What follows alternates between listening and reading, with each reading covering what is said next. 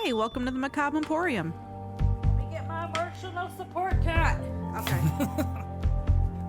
To be quiet and keep the kids quiet, since he was getting anxiety and he didn't want to kill children. Gertrude's daughter even got to join in on what they considered fun. Tell us about the giant turtle. Alan never showed up, nor was he ever heard from again beyond that point. Welcome back to Macabre Emporium. This is episode 38. And if this is your first time joining us either from the land of the living or the land of the dead that we may possibly have visited this past Saturday, welcome. Welcome. So you're probably wondering why I said such things, my intro, in such an odd fashion. We actually done something that neither one of us has ever done before, and something I've been wanting to do for a very, very long time. We went on a paranormal investigation at the Bell Mansion in Fort Wayne, Indiana. And if you follow Sarah on her personal page, her asshole's fine. It sure is. Because I kept asking her if she was going to be okay about doing this. She's like, my asshole's completely puckered right now, and if I would probably let go, I'll probably be suction cupped to the chair we were sitting in.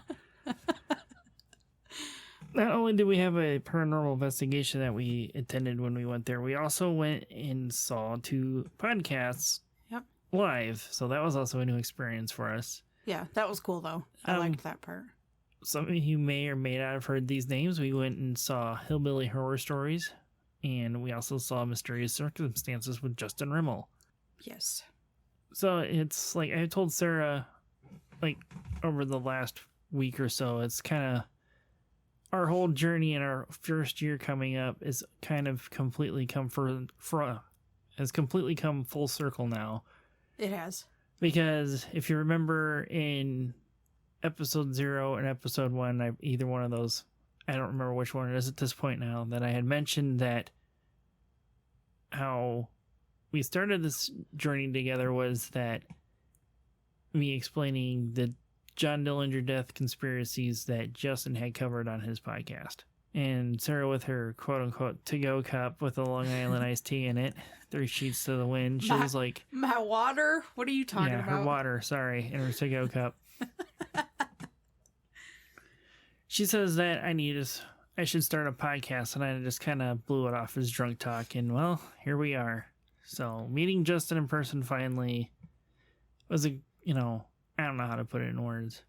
You forgot to mention that this talk all started on the way through Fort Wayne, leaving my sister's. Nah, that's true. So, yeah. Like, when he says full circle, like, he means full circle. Yep. Justin puts on a great show, either live or recorded, so if you've not checked out Mysterious Circumstances, I suggest you highly do it. I'm also sure a lot of you have probably heard of Hillbilly Horror Stories with Jerry and Tracy Paulley. They were there as well, and they covered 3 different ghost stories, which were interesting. I've never heard those 3 stories ever before that Jerry had read off. I don't think I have either. And during their set, Sarah leaned over at me and that's going to be us one day. Yeah, in like 20 years. Now, is that us doing live podcast or just us old doing podcast? Excuse me. Aged or elderly doing, I don't know. Same. How to put it. Well, both, really, because the way that they were bickering and making fun of each other back and forth, like, that's some shit we do. Yeah. But yeah, she's the cutest damn thing. Mm-hmm. Her and her little pink hair. Yeah. Ugh. I told her hair was pretty. She's like, oh, bless your heart. Thank you. Very cute. Very nice people. But the show was amazing. Right. I bring up these guys quite a bit from Dark Windows. Kevin, on their episode, when they met them, and they said he had made a comment about when you're listening to Justin talk in a live show, it's literally like listening to him on his podcast, recorded. And yeah, I can agree with that as well, too. That is exactly what it sounds like. Yeah. Like, you can close your eyes and you can imagine that you're just listening to him through whatever interface you're using, whatever web browser, whatever player you're using to listen to us or the rest of the podcast that you may follow. Platform. That's the word. Platform, yes, for. that's the word I'm looking for. I was like, wait, there's a word that goes there. What is it? Apparently my brain is still slow as fuck for as fast paced as the last 2 days have been from... It's been a weekend. Yeah, from climbing fuller floors to listening through audio as soon as we got home Sunday night. Which we didn't get home until almost 11:30, and it took me a half an hour to get the digital recorder I got to actually fucking work. And yeah. So my brain's a little bit melted, so this episode's not going to be very long. No. So there's no real, what do you have for us this week, Sarah? It's what do we have for you guys? We have brought you about the Bell Mansion. Which, if you've never been there, and you live within a driving distance of Fort Wayne to go on a Saturday tour that they do, we both suggest you go do it. Yeah. Even though I was legitimately fucking scared. And I've said it once, I'll say it a million times. I like creepy shit. I like scary stuff. I do not like being scared. Right. And I was fucking terrified. But I was also very proud of you that you stepped out of your comfort zone. Oh, did I? So we can slowly work our way up to going to Waverly. Shut up. And that's one, I would love to go there. I say I would love to go there, but, to actually go there, I'd be like, I don't want to do it, man. I don't want to do it. We're like, we spent all this money to get here. You're going. I know. And then, yeah. Anyways, we're not going that big yet. Right. This was a first step. Probably not the last step. Definitely the first. So before we get into what the things that we had seen and experienced during the investigation part, Sarah's going to give you a little bit of overview about the Bell Mansion. So it is off of the Bell Mansion's website, which is thebellmansion.com. And just the history that they have written there, I'm going to read it verbatim. You can read it if you go on there and don't want to hear me yap, but... we were going to do a write-up for this, but we couldn't find anything but what's written on their website. So. Right. In 1893, Wing and Mahoran began construction on Robert and Clara's Romanesque-styled mansion. Same architect as the University of St. Francis Bass Mansion and the History Center, which are both in Fort Wayne. Robert served as a 2-time state senator, assistant U.S. commissioner for Indiana, huge investor in natural gas, which is apparently the reason Fort Wayne and Chicago got natural gas when it did. And he was a prominent lawyer. Clara helped form the first classes at the Fort Wayne Art School and was the co-founder of the Fort Wayne Museum of Art. The couple was originally from the Muncie area but moved up for business purposes. They were a very prominent couple during their years here in Fort Wayne. Not only did Clara leave her forever footsteps in the art museum, Robert's law firm is still going strong and is now known as Barrett McNagny Law Firm, serving the local area still today. They only had one child, Bessie, but unfortunately, due to illness, died at 11 months old. After Robert's death in 1901, the home was sold to William K. Noble, who ran a lumber company that operated in 3 states.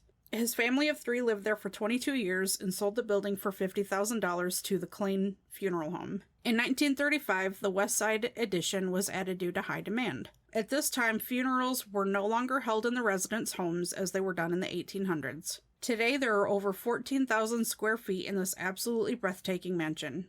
No detail has gone unnoticed. It remained a funeral home for over 93 years until they left the building in 2018, and the Sturms bought the building in 2020 to preserve its beauty. And then they went on to write, "We want to preserve our precious history first and foremost. History is the reason why we are all here today.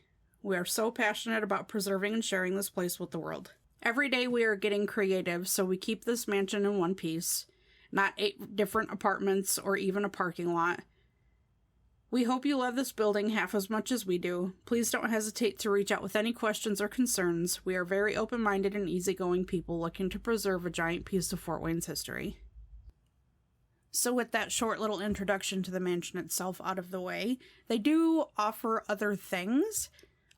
You can have your wedding there. They have a really gorgeous, reception type area. Yeah.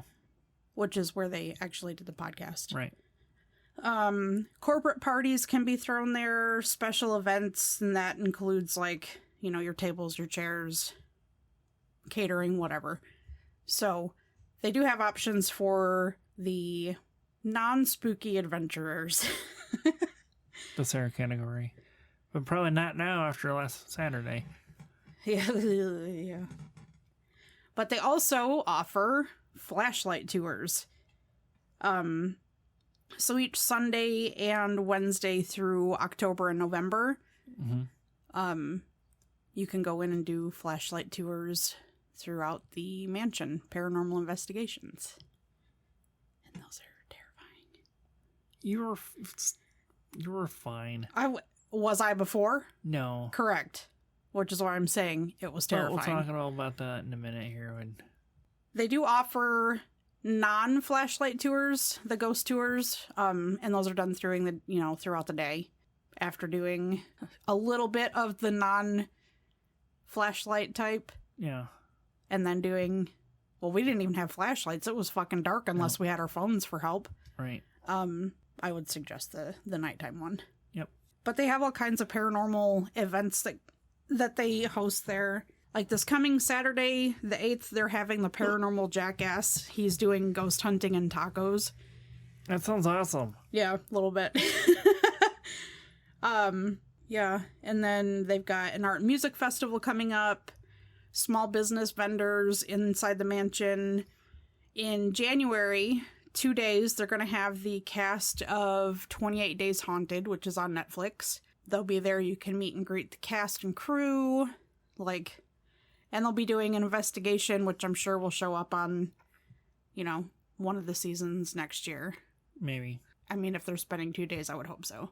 Right, but if it's supposed to be 28 days later, I'm sure at one point the building's going to be closed to the public for a month. Well, maybe. Not a month. They don't spend a month there. Well, if they're filming for, if it's a 28-day cycle like the fraud of the Warrens had. Oh, yeah, true. They'd claimed that it happened, so. Yeah. So they do 90-minute guided tours of just the building and its history. No spookies involved. But they also do the investigations, the paranormal investigations, which is what we did. Yep. Yeah, so those are the ghost tours and yeah. You can book private investigations for up to 10 people. For $50 a person. But then you would have a fee on top of that for booking the building to yourself. Right. Which, understandable. But yeah, that's just a tiny bit about the mansion. Yeah, shall we move on to the events of the evening? Yeah, we cover the shows and everything, and I'm sure everyone's probably like, get on with the spook stuff. Yeah. And did we? It was fucking immediate. Yeah, I mean, Sarah says it was immediate. Yeah, it pretty much was as soon as we got in there. But when we first arrived, we were taken back about how big this mansion really was. Yeah, it doesn't look that big from the outside. Right. But it is big. And so it's literally 3 floors plus a basement too as well. So 4 technically. Yeah. It's 15,000 square feet, you said, or something like that. 14, something like that. 15,000 square feet. But yeah, big building, a lot of ground to cover. We didn't go through all the rooms during our investigation part. We did through a majority of them, but there's just so many rooms. One of the things that you missed on the watered down tour is that on the doors, on certain doors, there's carvings of what that room was used for. Oh. So, where their gift shop was, it was a study, so they had, a quill and a book, if I remember correctly, carved into the hand carved into a door, and then in one door was, grapes to show that you're going into the dining room, and when those doors are shut, it had a portrait of Robert and Clara facing each other for all eternity when the doors are shut. Oh, that's cool. And it was carved in? Mm-hmm. Yeah, it was the 2 pocket doors that led into the dining room from the main foyer area. Okay. I guess I missed that. Yeah. Although we both kind of went in saying we weren't going to do the tours because we didn't want to have anybody tell us of, shit that's happened or could happen. Then we're just going to be thinking, when I went on the tours, upstairs, going upstairs and everything, Lindsay, the lady that works there, she didn't really say, oh, this is may or may not happen. She just said, this is the spirit of so-and-so that resides in this room and whatnot, and she was using a REM pod at the time. Even during daylight, they were still very active for the most part. Yeah, like when you and I first got there, just the two of us kind of walked around the building ourselves. And we made it to, what, the second floor? Yes. And walked into a group that, it was a big room. So we walked in there and everybody's kind of lined up against the walls in a big circle with a REM pod right in the middle of the room, and it was already going insane. Yeah. So. Which that room was the showroom for the funeral home where all the caskets and vaults and vault models and things like that were in that room. Gotcha. That would make sense. It's a big room. Yeah, which is now used as a yoga studio. That's what I'm trying to get out of, which apparently I can't today. Yugi! Yeah, a yoga studio is what occupies that room now. Yeah. And then Robert Bell's bedroom, that was quite interesting because there's this rug in the middle of the room, and I thought it was an area rug at first. No, when I went on the tour, she said it's actually carpet inlaid into the floor. Yeah, I thought, and I saw the shiny over it like it was being held down by plastic to preserve it. It didn't even dawn on me that there was no gap, like you couldn't feel anything when you stepped on it. Right. So, yeah, that was strange to find out that it was inlaid into the wood. Yeah, she had mentioned that they had a much thinner, almost trash bag-like material over previously, and they could hear it shuffling when nobody else was in there in the past. Ugh. So, obviously, you know, Sarah and I talked about everything before, well, not beforehand, afterwards, after we were done, but there is one thing I hid from her this whole time. Oh, God. About the entire experience there. Robert's bedroom was the only room I felt any type of sense of intimidation walking when I first walked into it. Really? Yes.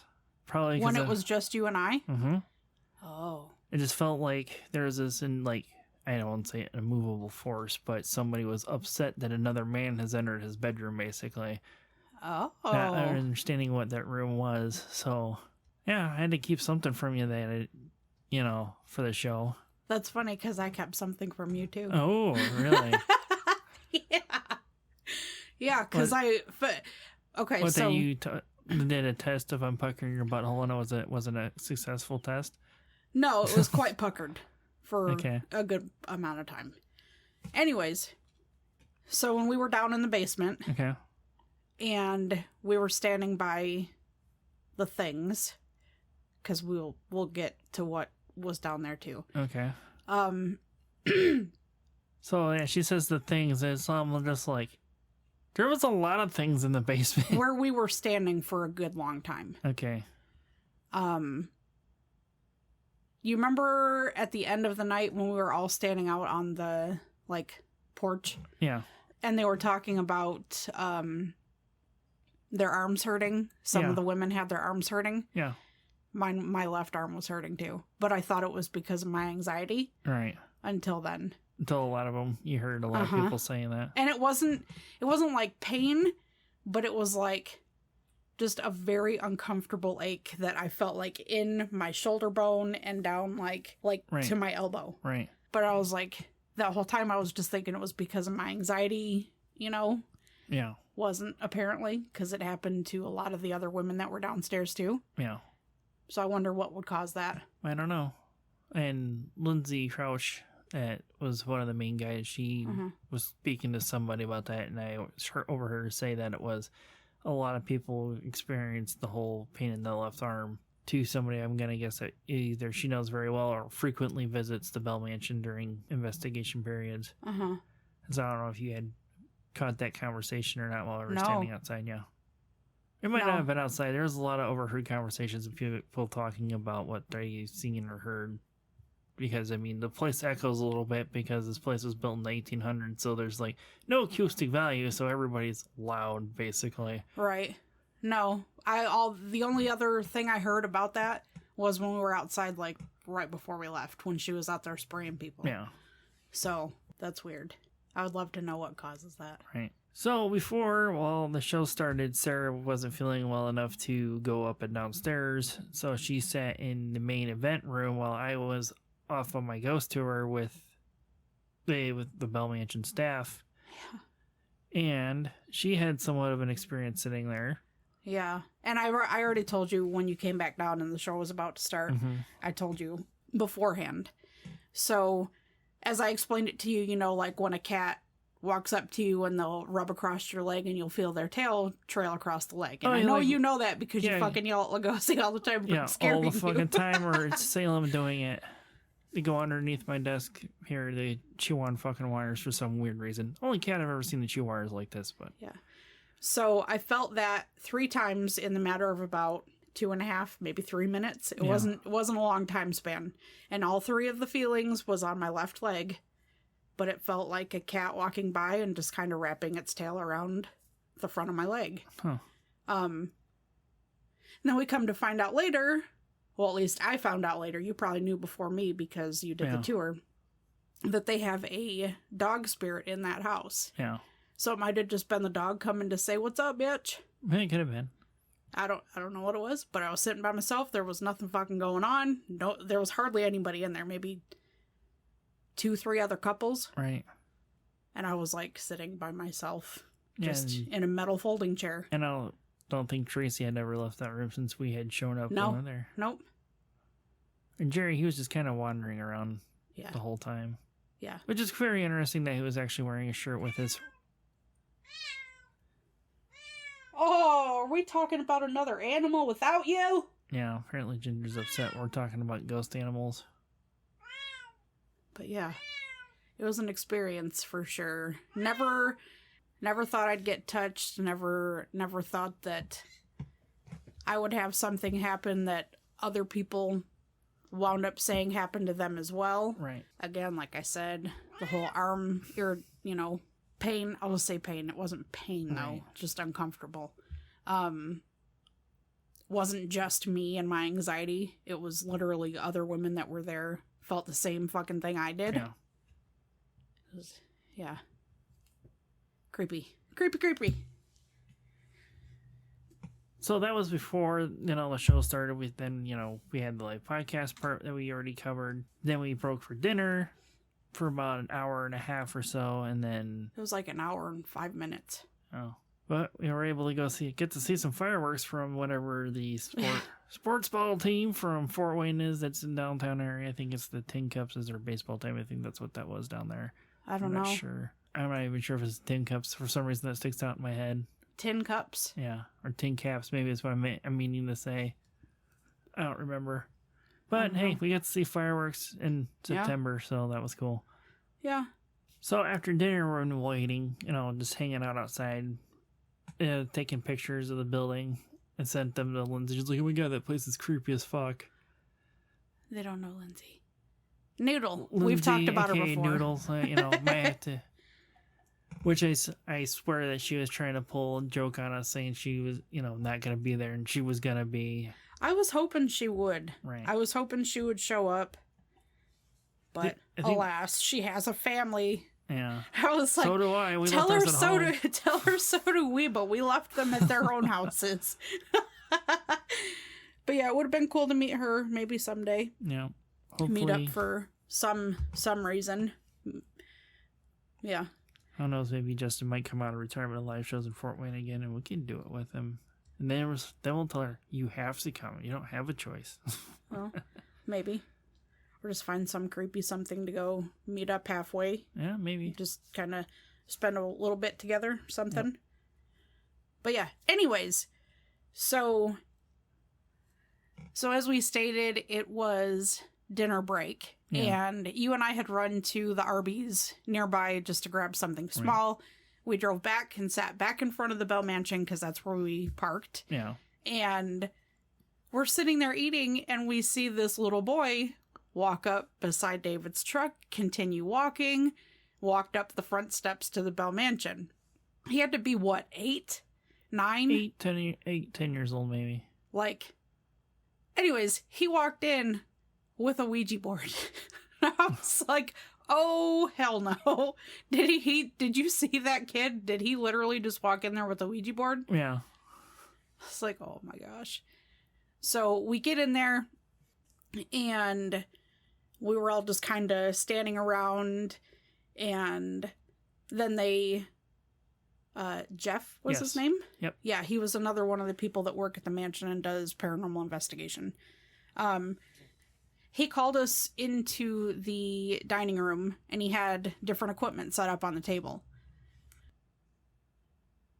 So they had just a kind of a random assortment of equipment that they were letting the people that were doing in the investigations Right. just grab off the table and use. So they had like the K2 meter, an EMF reader, the music boxes, which were creepy as fuck. Yeah. And of course the REM pods. The REM pods, yeah. And they said that they had Ouija boards available for use, but if we didn't know how to use them properly, Yeah. to please ask them for help. Right. And nobody in their right mind, other than this kid, asked to use one. Yeah. Yeah. But everything that they had on that table, they sell there in the gift shop. Right. But they're like legitimate ghost Right. investigation equipment. They even had an SLS camera available for buy, I think, or they just had it in the case to, just to have it there. Yeah. Jeff, he used it later on. That one I'll talk about when we get into that section of everything. Yeah. They didn't have EM pumps, which Oh. I'm surprised they didn't have those. Maybe they didn't just have them out, because I swear I saw them on their website when I was looking earlier. Huh. They also had headphones that Justin Rimmel was saying. No, it wasn't Justin. No, it was wasn't. Jeff. Yeah, they only had the one pair, which were quite interesting. I wanted to grab those, but they were at the opposite end of the table. Yeah. But Jeff wound up saying that they pick up like very low frequency Yeah. voices, basically. He was stating that if somebody was in the room next to us and was in there just whispering by themselves in a far off corner, that pair of headphones with their, whatever not speaker, but mic they use would pick up that person whispering. Like as if they were in the same room talking still. Right. Which I'm kind of thankful I didn't grab those like I wanted to, just because of a lot of the feet shuffling and the laughing that our group did, just because some of the responses that we got. Yeah. So, yeah, we were able to grab our equipment. David was like the first fucker to move, and he ran and grabbed one of the REM pods. And then we were told, like, get into a group, and somehow we got shuffled into like the biggest fucking group there was. Yeah. Which was cool because it made me feel a little safer, I guess. Right. But not so cool because there was a lot of people talking, a lot of people whispering, even though they were told, please don't whisper, for, out of respect for those that have brought their own, recording equipment. Yep. Yeah, but then we were told to go to the one place that I fucking hate the most out of any building anywhere in the world. And that was to the goddamn basement. But before that, it was like Lindsay, the host, she was like, okay, we're going lights out. And then just like room by room, the lights are just slowly going off. And I can just see the look on Sarah's face. I'm like, looking at her and I'm like, there's no turning back now. I know.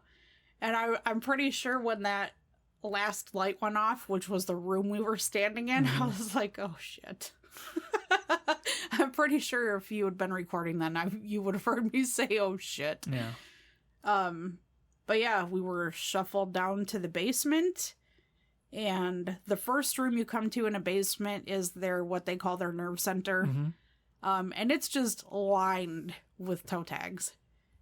But you said that it was people that had visited. The toe tags were people that visited. Yeah. And if I would have known like the one person was there, I probably would have looked to see if he put a toe tag up on the wall, but they probably don't have it, so somebody doesn't steal it, and that would be Jonathan Davis of Korn. Oh, I guarantee they probably got one with his name on it. Oh, they do, but I'm sure it's not up on the wall in there. Yeah.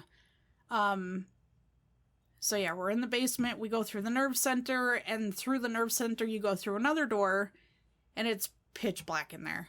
So yeah, the first room off of the nerve center, I don't really know what that room was because I didn't do the tour. And we did a little investigation in there. We didn't get anything.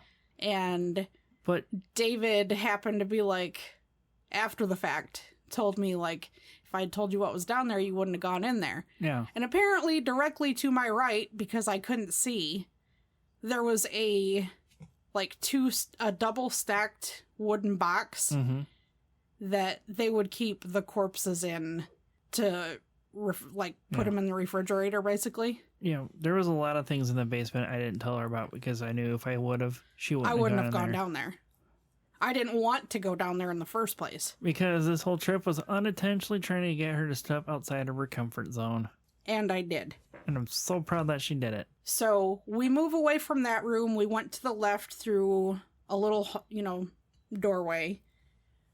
And it's another room. And I'm standing. Somehow my dumbass stood in between basically a metal box, which they would put, you said that was used for... Yeah, it was for traveling to bring you back home. Right.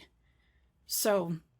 But not only is she standing next to that, we're also standing next to, literally in between this metal box and a larger wooden box, this large wooden box they would put the metal casket in to ship the body, the remains, back in the larger wooden box. And we're literally standing in between the two of these. And I knew this, and I'm not telling Sarah anything about this I didn't know basement. what the fuck they were.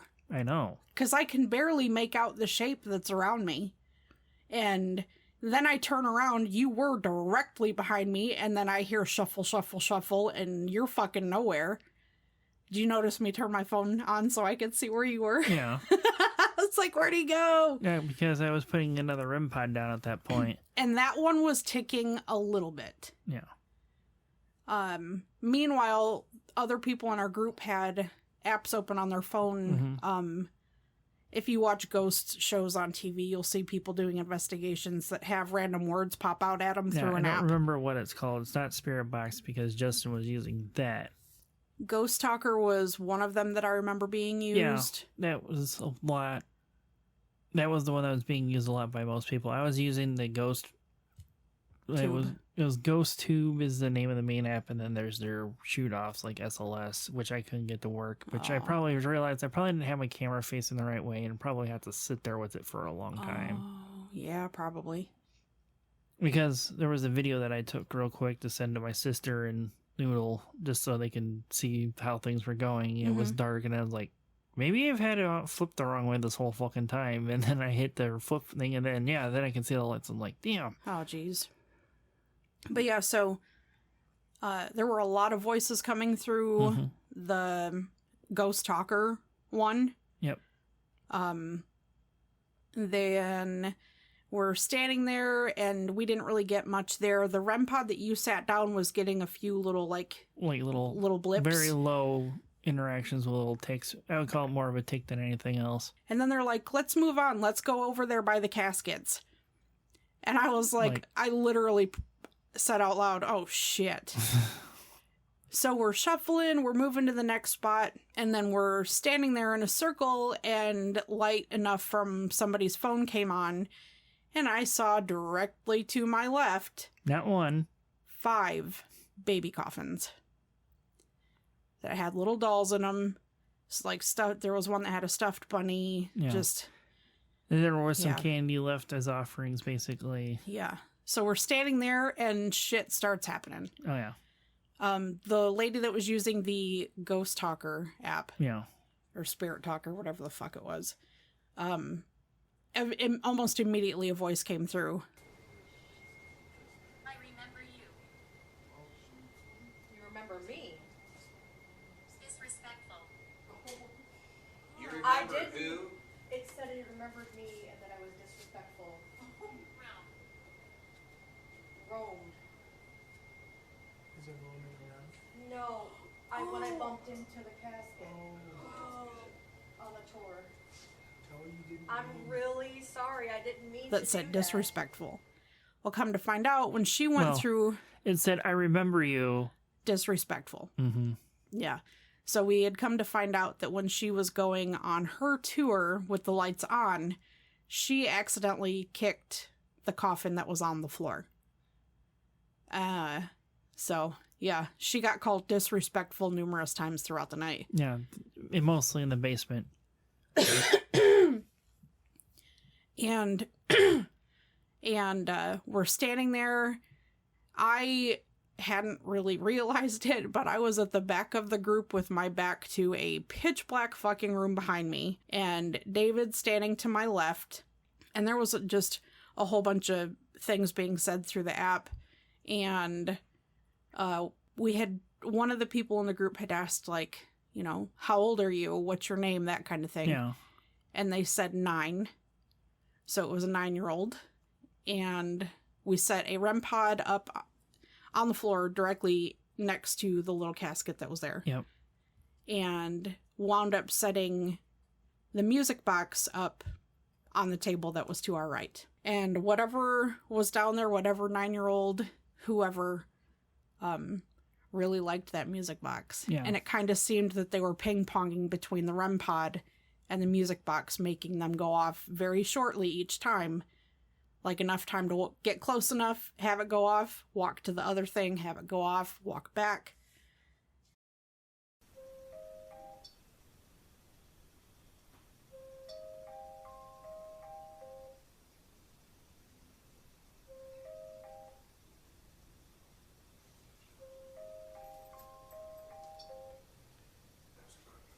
And then we're standing there just listening to all the thing coming, you know, all the words coming through. Like, one of the things that came through was the devil is real. Right. And everybody's like, oh no. What were some other things that came through down there that were... we got the name Emma, and then Emma. I think there was a guy in our group named Benjamin. He asked, what should we call you? And a crocodile came through. Crocodile, yep. So that got a little bit of a chuckle out of everybody. Yep. What should I call you? Crocodile. Hi, Crocodile. I'm Benjamin. And then on mine that I had running, which said medicine, so I ended up asking, do you need medicine? And then the next response we got was, my heart gave out. My heart gave out, yep. Medicine.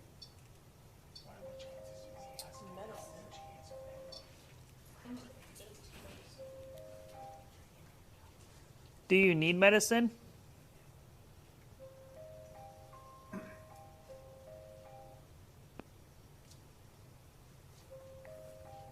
My heart gave in. So we don't know if there was a correlation between Emma / crocodile, or how much of this is garbage, basically, just Right. randomness that's coming through on frequencies. But yeah. So we're standing there, we're in that spot for a good while. Yeah, because we were getting a lot of good responses and from the music boxes and the ghost tube apps. Yeah. Spirit talkers, I think is what that's actually called. Maybe, I don't know. There was also a room behind us that another group had been in, so we kind of just stayed in our spot by the little caskets until they were gone. They had already gone back upstairs. And we're in the talks of kind of wrapping up talking where we were, and we hear two knocks on metal, basically. Right. Is what it sounded like.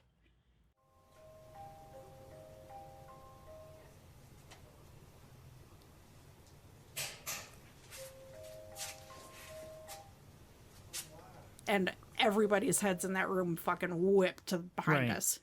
And approximately like 20, 30 seconds later, one of the HVAC systems turned on. I think they left a very bottom one on in case somebody got overheated from being upstairs, is my guess. I don't think there's any direct correlation between that, because one person said No. it sounds like a fuse box, but I've never heard a furnace in even our house or anywhere, even No. in a commercial setting, make a double click sound like that before turning on. So I ended up asking them to do that again, and then got back with, not for you. Oh, I missed that. I did not hear. I was probably like internally freaking out, like what the fuck's behind me. Probably. Yeah, it almost sounded like two people took 2 full cans of pop and clanked them together. Yeah. To give you a better audiological explanation. Right. That's what it sounded like to me. But there was nobody behind us. We were the only group downstairs. So we wind up going to the room behind us where we just heard the bangs come from. And I'll let you talk about this room. Before we did that, we kind of shuffled around in that room a little bit because, like, we all started going back in the room we just came out of, and I said, "Hey, we just came out of there. We need to go this way." So everybody's like turning around, coming back my direction, and then that little kid, I'm just like, he's coming back with the REM pod he had, and he like wouldn't turn. I think he might have forgot, or he's trying to shut it off. So there's just this light from that. I'm leaning around the corner, and he just stops dead in his tracks. It's like, whoa, and I just kind of slink back around the corner. And then the final room, we went to the basement before we took a break to go upstairs because it was getting pretty warm with that many people downstairs in that basement. Yeah. There was this window that from this time as a funeral home, which it was a funeral home for 90 years. 93. 93 years. Was a receiving window for all those that had passed came through this window. So somebody had left it open, and I stuck a REM pod in there, and it started, ticking away a little bit, and then it just stopped and didn't anything again. And then another lady that was in there with her spirit talker said mock, and this was like seconds after I was leaning against a window. Like you were waiting for the body. Like I was waiting for something. Yeah. So, and then that's also like one of the bigger things that surprised the staff happened.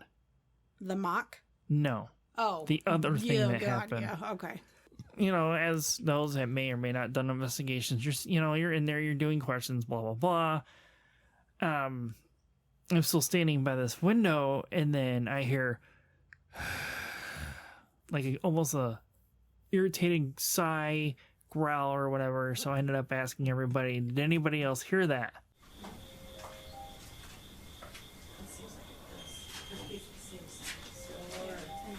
Did somebody just make somewhat of a growling sound? Like, I heard that over there. I heard it. Was that you? I thought it was him. You see me run away? Oh, I think it's him. Scared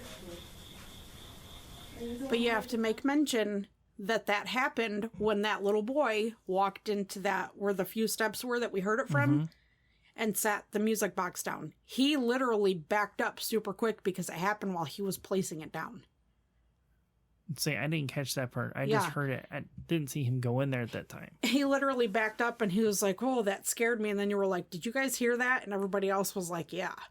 Whatever it was could have been growling, humming, disapproval, whatever, at that little boy being in that area. So, and then that's when the music box started going off even longer. Yes. You know, we're still asking questions of all sorts, getting some responses. We got talisman from one lady's. Mm-hmm. Australia was one. Then we got the name Nicole come through. Yeah. Just a lot of random stuff that we didn't get another ping off, I guess you could say. Yeah. And then Lindsay came back down to check on and see how we were doing, to let us know it's time to rotate floors. Somebody had mentioned it to her, and she seemed really shocked by it, but since there were so many of us that heard it, she wants to check more into it. Mm-hmm. So maybe I should message her and say, I have audio of the said growl that was heard this previous Saturday if you would like to have it. You were able to pick it up? Yes, I have it. Oh, I want to hear that. No. You didn't show that to me or tell me you caught it. Well, it was very late when we got back, and I was sitting there listening to it. Like, I still got more I got to go through. So there's going to be very little of the stuff added into this episode, and it'll probably be like a bonus in the next couple of weeks. Extra. Or we could just do, a short little blip in, not this episode, but the following episode, kind of as like follow-up. This is everything we caught, and kind of explain some of it. And Right, because I have like almost 3 hours worth of audio. I have to sit and listen to every second of it to find anything. Yep. Sometimes every second you have to listen to a few times. Yep. But yeah, Lindsay kind of said, hey, next group's coming down. You guys can head back up. Yeah. And that's when you guys got sent to the third floor. Yeah. I chose not to go to the third floor because when David and I were walking around on our own when we first got there, like it was super, super hot up there. And I know that I wouldn't have been able to be up there long in that heat. Right. Especially to climb that fourth, set of stairs with my back already starting to hurt. Like it wasn't a good idea on my part.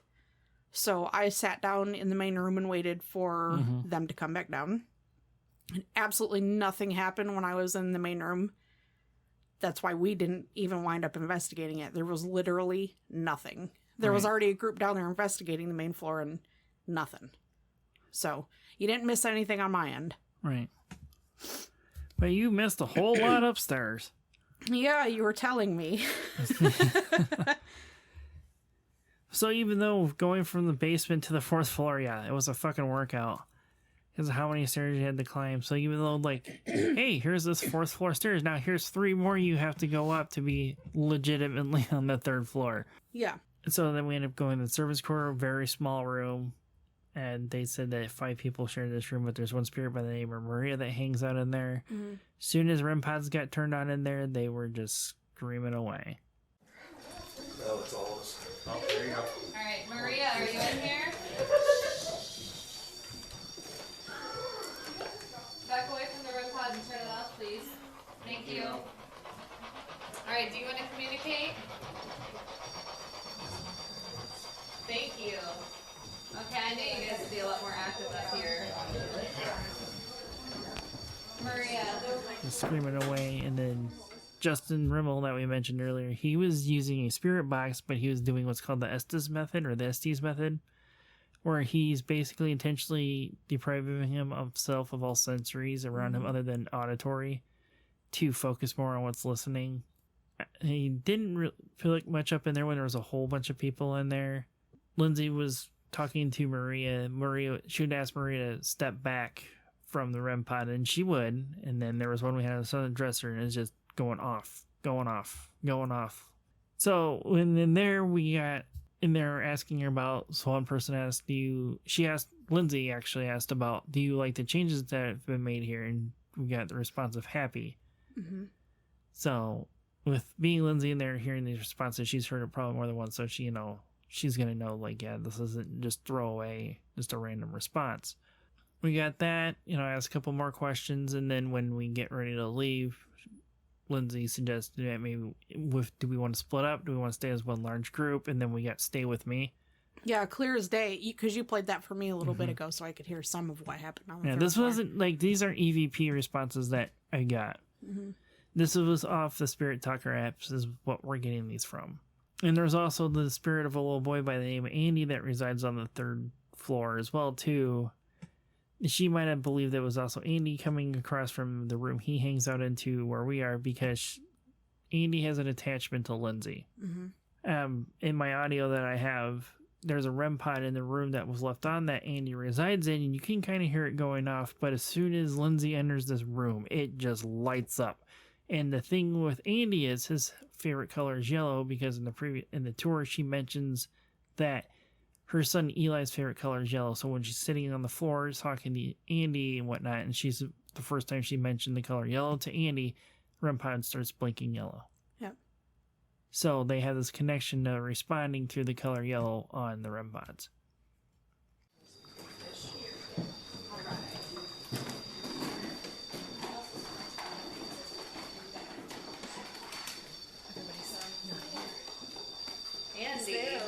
Andy, you're going crazy, buddy. Turn it off for a second. I know yellow. You know me in yellow. Aww. I know, buddy. Okay. Andy, back up. What did it say? It's unknown. But yeah, that was the most active time in there. I kind of want to find some yellow toys and send them to them and be like, as a thank you gift for hosting the event from our show, basically to them, and like we would like Andy to have these, so he has toys in his favorite color, because it was like a random lot of toys. Yeah, like there was a bouncy ball, lots of cars, but I just feel like the whole time I was there, just being in the same presence of Andy is like, I want to send him yellow toys. well, we can do that. Yeah. We'll be back there, well, not there, but back in Fort Wayne in October, so can get some and drop them off. Yeah. So later on, then, everyone's not goofing around. They're on the 3rd floor in the poker room, back in the servants' quarter. We did an experiment in the poker room with 2 REM pods, because it was a little bit odd that they were both going off identical. Like the blue and red lights, they were same intensity, same beeping frequency. So we switched them, and they did the exact same thing.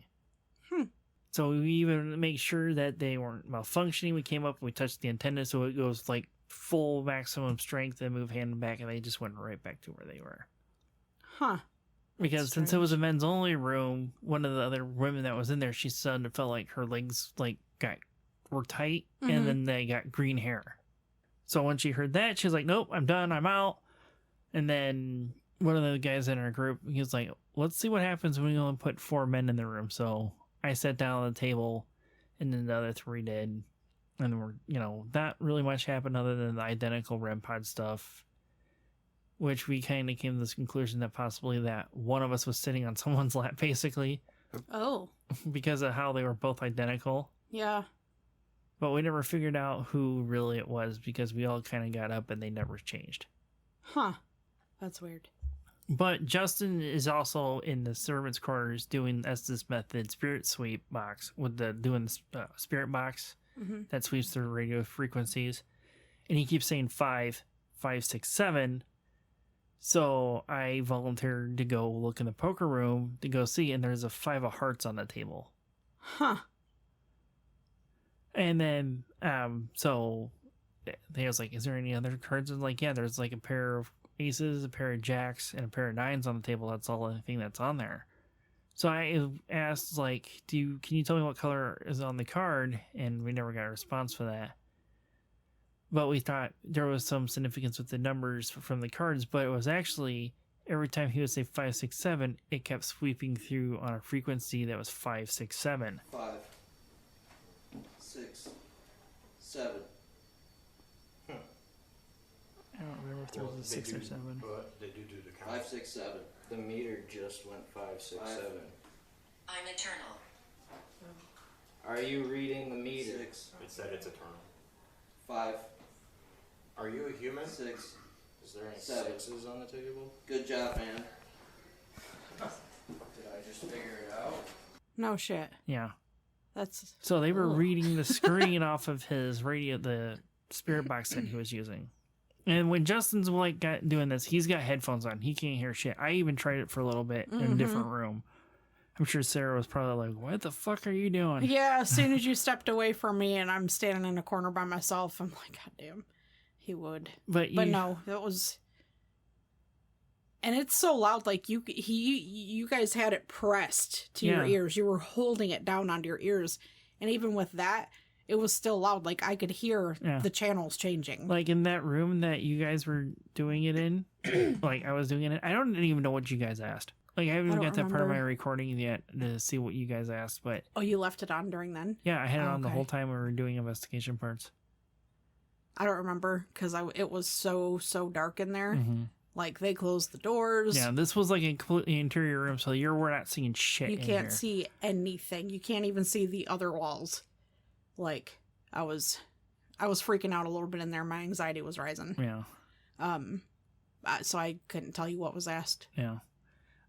But I didn't do it for very long because it was very overwhelming for me. Like I could feel myself start breathing faster because it's like I was overwhelmed because of being deprived from everything else when I can't really fucking see in there, and I'm sitting there with my eyes closed to concentrate on what I'm hearing. And I didn't get a whole lot. I got like and nothing, I think is what I said. I don't remember. And then we ended up taking a small break, and then that's when we went back upstairs into the embalming room, which was the 2nd floor. Yeah. So let me start this room out. When we had first got to the mansion and had already agreed we're not doing the guided tours, so you and I were just walking around alone. We made it to the 2nd floor. We take a left as soon as we get up there. Well, we go right off of the stairs, and it's the first room on the left. And it's the embalming room. They've got 2 embalming tables, 2 bodily fluid soaked gurneys. Yeah. Very old. And I'm in there looking around, and I turn around and David fucking left me in there alone. I was literally across the hall from her. I don't care. And this is daylight, and I was literally across the hall from her. And I immediately turned around and walked out of that room, and I found him, and I was like, okay, so when we go in for this tour, when we come back for this tour tonight, that's my one thing, don't fucking leave me. Right. And he didn't, thankfully. But yeah, just being in there by myself was, even in the daylight, my hairs were standing straight up. So yeah, back to nighttime. Right. So the room that I was in that was used for like the servant's kitchen when it was still the mansion, but I do not remember the use for it during the funeral home. But they did point out that there's still blood on the door frame. They like thought about cleaning it off, but they decided to leave it there to be charm and said, "Look at your own risk." Basically, where was this? The room directly across from the embalming room. Oh yeah, I didn't. We must not have gone in there. No, because I think it was getting pretty late by the time we got done with the embalming room, and yeah, everybody was getting ready to call it night at that point, because we didn't go in any other rooms after that. No, because there was still the large room that was like the show room, Robert's bedroom, some of the other various other rooms in the house we didn't go into. But at one point, I had forgotten my water in the previous room we were just in, and Justin's sitting on the embalming table doing, spirit box with the headphones on. Which Sarah said she was surprised he jumped up on there. I fucking wasn't. He did. He just straight up jumped up and sat his ass right on that embalming table. And it's like a big, thick porcelain embalming table. Like, original. And I was just like, ugh. Not at him for sitting on it, but just it would have gave me the fucking chills, and I wouldn't have been able to do it. I'm sure if I would have done it, she would probably flip the fuck out. I probably would have. What the fuck are you doing? The fuck down. Get down right now. No, you're not my real mom. Yeah. So you went to get your water. Yeah. So as I leave, go get my water off my ghost tube, it's warm here. And I heard that come from behind me. Because once again, I don't know why, standing in a dark room, I've got my fucking back to the dark hallway. Standing by myself. I wasn't standing by you. I don't know why the fuck I kept doing that. Every time I noticed. Yeah. I was like, why? Yeah. So I get her my water. I come back in, and then I think it said to your right or look to your right or something. To your right. As I do look to my right, the guy that was standing in the spot, he happens to move on his own. Mm-hmm. Or he might have heard it to see, so we could see what was there. And then there was the pictures of Homer Van Meter, which, if you do not know who that is, that's John Dillinger's right-hand man, lieutenant, whatever term you would like to use. Which he happened to be embalmed at the Bell Mansion when it was a funeral home. Yep. So I'm like, okay, I'm gonna do this, and either we're gonna get something or we're not. So the one guy that was in our group, he apparently had the same thought process I did. And he asked, "Did you know John Dillinger?" Because I had brought it up about the pictures to everybody in the group. So he asked this question, and the next thing we get, it was either all for nothing or all or nothing. This came from Justin, who had that headset on and couldn't hear anything that we were saying. And yes, he piped up with all for nothing. I wanted a drink of water, but okay. Did you know John Dillinger? Were you his friend? All for nothing. So, I don't know if there's a direct link with that, but then shortly after that we got the name Joe, so I don't know if there's a connection between all three of that stuff, but we tried to get some Dillinger stuff out, and I had to do it for Justin since he was listening and he had his Dillinger t-shirt on. Mm-hmm. So it was he's going to either be excited about it or he's going to be pissed because he wasn't able to hear it. So I think the thing in that room that creeped me out the most was when, after that, you came back with the water, you did your, your look to the right. The question came out, Justin said what he said, and then you sat your phone down with the spirit talker on the gurney, and you walked away from it, and it immediately piped up, "Come back." And the dude was like, "Well, I think you should probably grab your phone," and you grabbed your phone and went and stood by the casket. Mm-hmm. And that's kind of when... Oh! And then the dude asked, "How many people are in this room?" And the Spirit Talker app, 6. There were 7. There were 7 of us. And another group wound up coming in right after that. And the guy asked again, another group just came in. How many more people walked in the room? And it said 6. And there were 6 people that walked in the room. And that was very eerie to get immediate correct responses like that. Very eerie. Yeah, so, I mean, by this time, that building was heating up pretty good because, I mean, it's literally carved out of stone, so I pretty much called it a night, and I was already up and down stairs constantly. Yeah. Just all over the place with everybody, and I was already told, sorry, this is fucking awesome, I really want to do this again, we're not even done. That was like halfway through when I said that. Yeah. But I'm sure she enjoyed seeing me be the way that I was doing I did. this. I actually sent Noodle had messaged me like 8 o'clock in the morning Sunday, and asked me like, how did it go? Did you like it? And I was like, I was scared shitless, but the longer I was in there, the more not comfortable, because I wasn't comfortable at all that entire time, but the easier it got for me to be in there in the dark. Yeah. I was like, David, he was in his element. It was like watching him play Phasmo in real life.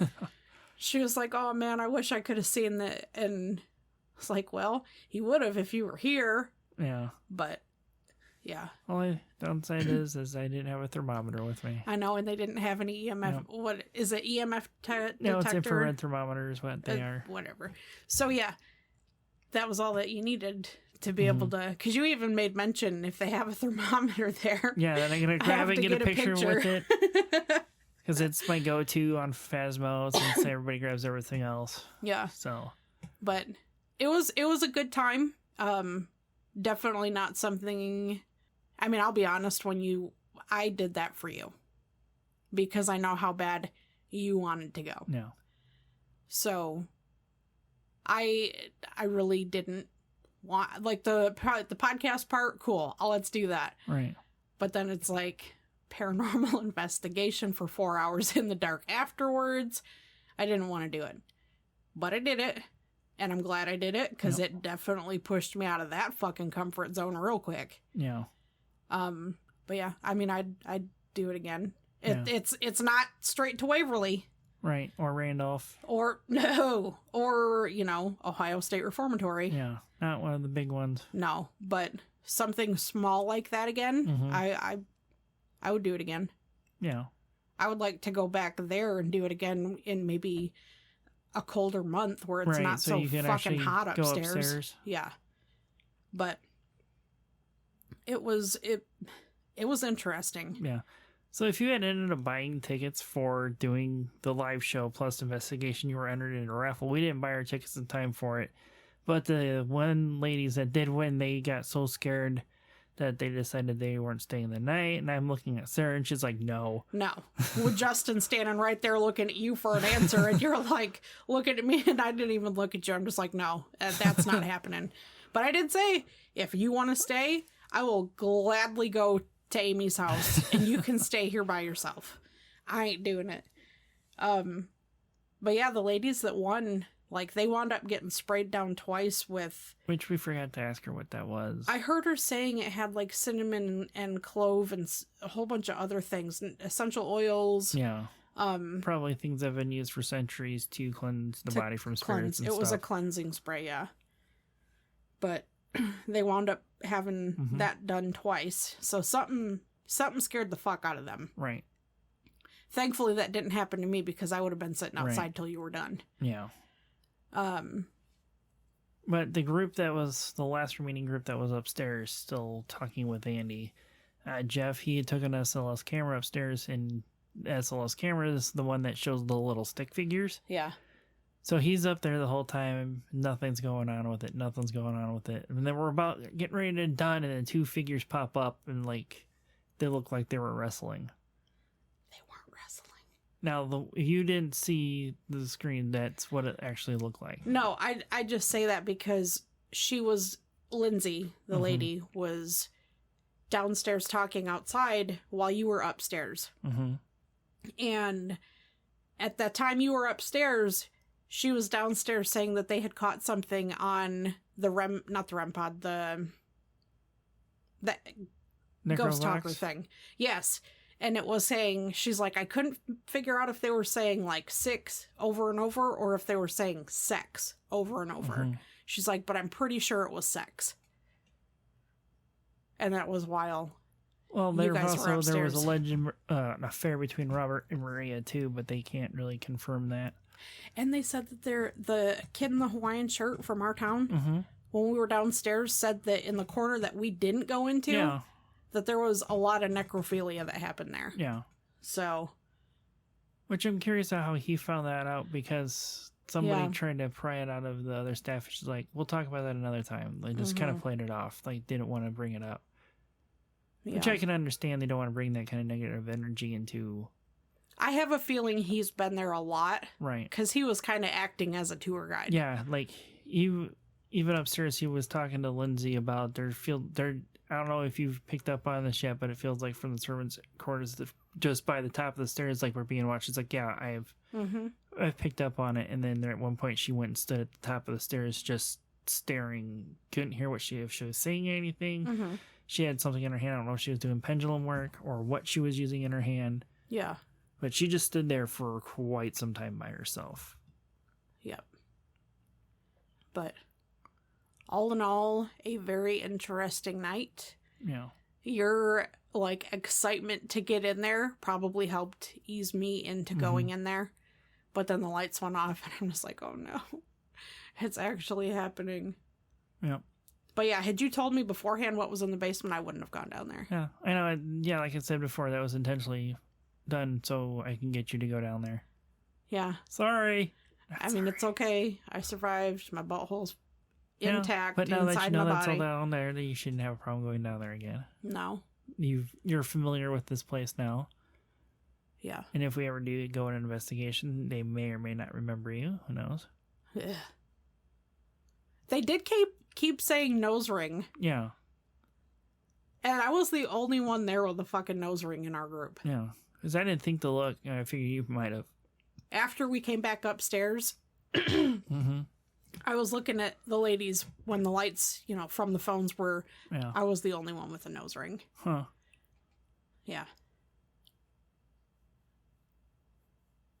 Yeah. Ugh, God. So, would you do it again the way that we did? Like, I take a tour, I don't tell you anything, like we did. Obviously not there because you've been through there. You know what's in there. Like if I learn about the place beforehand, I'm not talking about like Monroe House kind of shit since we've watched stuff on that. Probably because you knowing what's down there Mm-hmm. or what's wherever. Me basically. The me not knowing and finding out I'm already fucking there. Where am I gonna go? Right. Like, yeah. But I swear to God, had I known what was in that basement, I wouldn't have been down there. Yeah. And you knew Yeah. that, I'm sure. Oh, I know. That's why I never told you anything at all in the basement.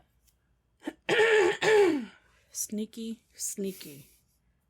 I definitely didn't expect the beginning of our fucking investigation to have me standing with my back to an open pitch black room with 5 baby caskets next to me. That's Yeah. for damn sure. Yeah. If you probably would have had your emotional support kit, you probably would have been alright. No. You didn't have your baby sailing with you? No. So you probably wouldn't shut the fuck up. Yeah. And he'd be jumping down and scratching me. And or seeing shit that we're not seeing and freaking me out even more. Yeah. So no. In this case, no. My emotional support cat would not have helped. Yeah. Oh, but yeah, it reminds me though, because upstairs when the last group was talking to Andy using the SLS camera, the one guy from our town, he just like, nope, like started backing away, and I was like, I know everybody came in to see what a good boy you're being. No. You feel like the chair moved?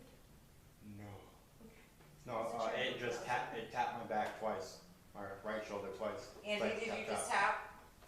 No. Andy, now, don't tease. Can you touch the box again and not a person, please? Sigh.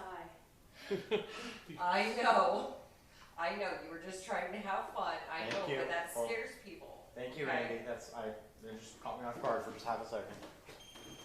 Okay, good boy, Thank you, buddy. thank you. I know, you're just having fun. You're safe. Yeah, you're safe. Okay, thank you. Good boy.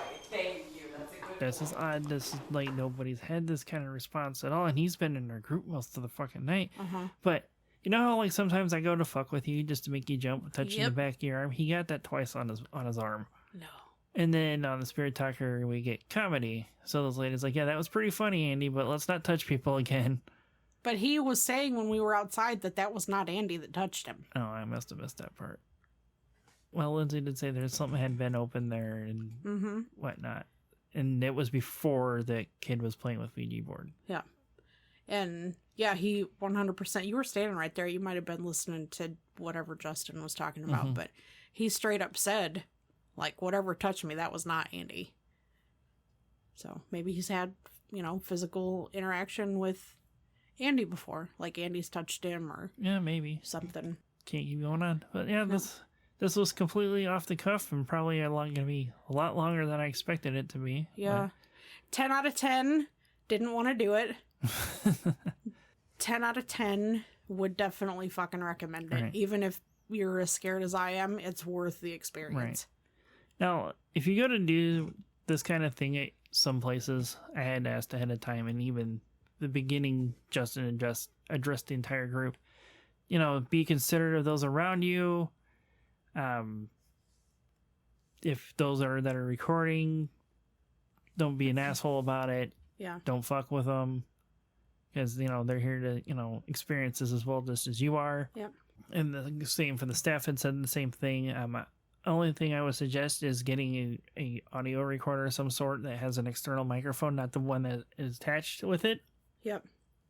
Because last minute decision, I was like, maybe we should go buy a tape recorder. So we found one at Walmart for like $30, and it's got like 4 gigs, so it's like a couple 100 hours worth of space. Like, I didn't even use hardly any of the space on that for as long as I had it running. Really? Mm-hmm. Wow.